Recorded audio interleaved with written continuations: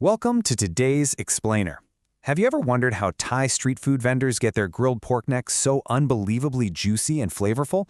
Well, today we're taking an exclusive look straight into a street vendor's playbook. We're going to break down the exact step-by-step methods to make the perfect, melt-in-your-mouth grilled pork neck, right alongside its legendary sidekick, spicy jalap dipping sauce. Best of all, we've distilled these authentic techniques into simple, actionable steps that absolutely anyone, even a total beginner, can master in their own kitchen. So let's dive right into this, because this is the exact question that frustrates so many home cooks. Picture this. You buy a beautiful cut of pork neck, you throw it on the grill, and instead of that juicy, glistening masterpiece you get at your favorite restaurant, you end up with a dry, tough piece of meat. It's a total bummer, right? Well, the street food masters know that achieving that perfect texture isn't just about the cooking time. It's a whole process that starts way before the meat ever hits the fire. Today, we're solving the dry meat dilemma once and for all. All right, first things first, the secret to prepping tender pork.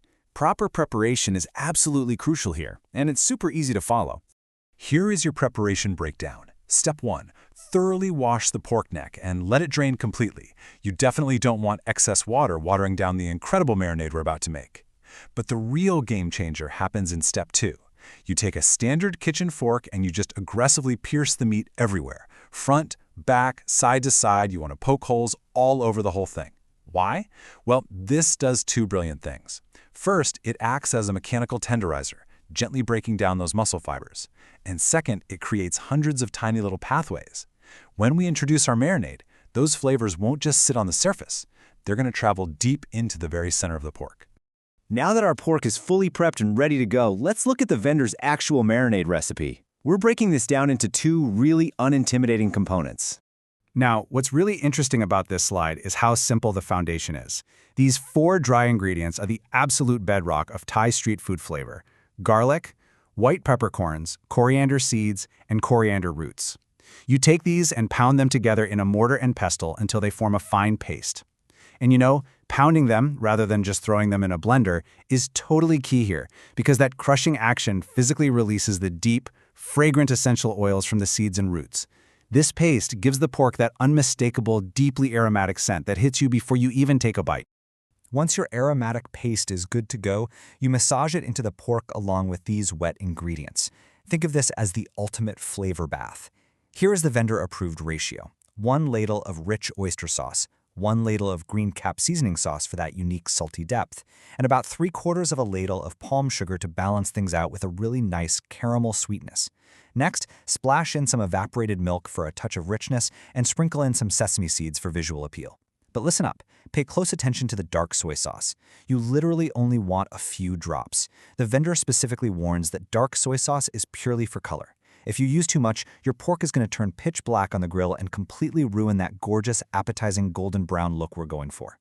So, the crucial point here is time. 3 to 6 hours to be exact. Once your pork is thoroughly massaged with the aromatics and all those liquid seasonings, you must let it chill in the refrigerator for at least 3 to 6 hours. This is the hidden vendor secret to achieving maximum tenderness. That resting time allows the enzymes to actually go to work, giving those deep flavors the chance to travel through all the little fork pathways we created earlier. Honestly, if you're planning ahead, leaving it overnight is even better for an incredibly soft and intensely flavorful result. Okay, fast forward. The meat is perfectly marinated. Now we introduce the most critical part of the cooking process, the actual technique to grill it without drying it out. And this brilliantly illustrates the science of the fire. The absolute most common beginner's mistake is cooking the pork on low heat, thinking, oh, a gentle fire will keep it soft. Actually, it does the exact opposite. Low heat forces the meat to sit on the grill for a much longer time, slowly evaporating every drop of internal juice. That's how you end up with dry, tough pork. The vendor's real secret? Medium-high heat. A stronger fire sears the outside quickly, creating this beautiful caramelized crust that essentially locks all those incredible juices right inside the meat. I absolutely love this direct quote from a real vendor. Don't grill it too dry. If it's too dry, it's not delicious. It sounds super obvious, but it is a vital reminder for anyone cooking at home. You want to pull that meat off the grill the second it's cooked perfectly through.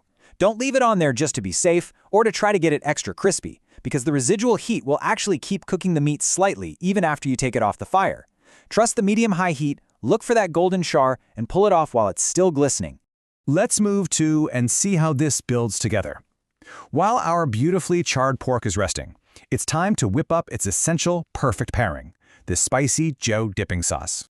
Here is the exact recipe card for the ultimate Jaew base. This sauce is all about balancing really bold flavors. You're going to start with 3 tablespoons of thick tamarind juice for a deep, earthy tartness, matched up with 3 tablespoons of fish sauce for that pungent umami saltiness.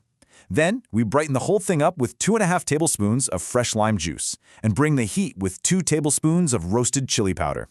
But the absolute star of the show here, the fresh roasted rice powder. You need 3 to 4 tablespoons of it. It thickens the sauce, provides an incredible crunch, and gives off this deep, toasted, nutty aroma that makes Jaew sauce so iconic. To wrap it all up, we add our finishing touches.